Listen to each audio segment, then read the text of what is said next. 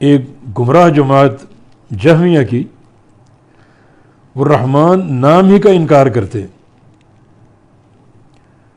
اور ایک اور گمراہ جماعت معتزلہ کی، عقل پرست لوگ اپنے آپ کو کہنے والے، لفظ رحمان کو تو مانتے ہیں مگر اس لفظ کے اندر جو معنی ہے، جو اس کی صفت ہے، اس کا انکار کرتے ہیں۔ وہ کہتے ہیں رحمان ہونا حق ہے مگر رحمان بلا رحمت، اس تکلف کی کیا ضرورت؟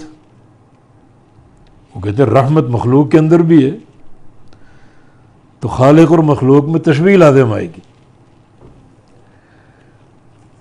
دوسرا، رحمت کرنا، اس سے تغیر سمجھ میں آتا ہے۔ جب کسی پر رحم کریں گے تو آپ کے جذبات میں تبدیلی آئے گی، تو اللہ تعالیٰ تغیر سے پاک ہے۔ اس لیے رحمان نام تو مان لیتے ہیں مگر اس کا معنی ہم نہیں جانتے، متشابہات میں سے۔ عقل کے اندھو، تشبیہ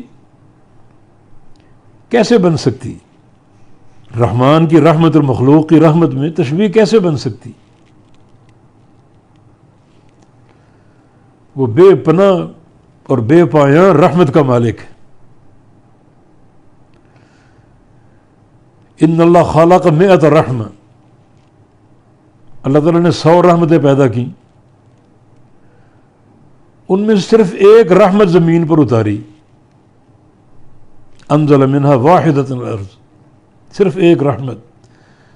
جب سے یہ کائنات بنی، دنیا بنی، ایک رحمت اتاری، اس ایک ہی رحمت سے اس کی مہربانی کا معاملہ چل رہا ہے، روزی دے رہا ہے، رزق دے رہا ہے،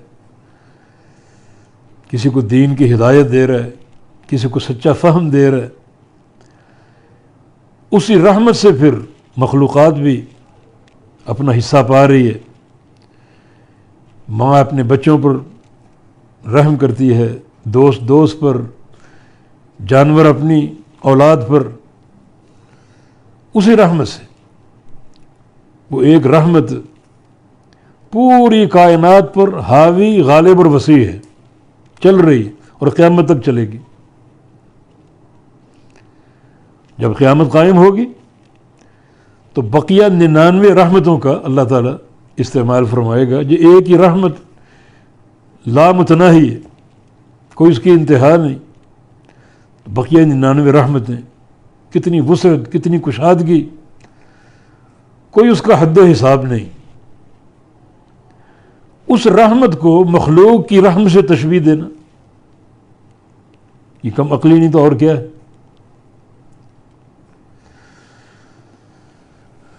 حقیقت یہ کہ اللہ تعالیٰ رحم فرماتا ہے، رحمت فرماتا ہے، کیسے؟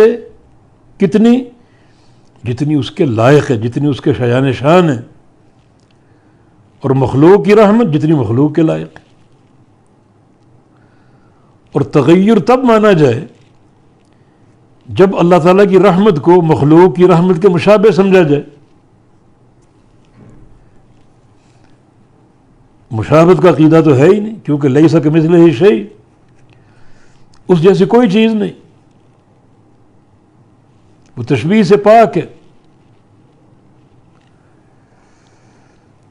تو پھر تغیر کا سوال ہی پیدا نہیں ہوتا۔ تشبیہ کا عقیدہ رکھا جائے تو تغیر کا اشکال پیدا ہوتا ہے، ورنہ نہیں۔ اس کی رحمت کیسی؟ جیسے اس کے لائق ہے۔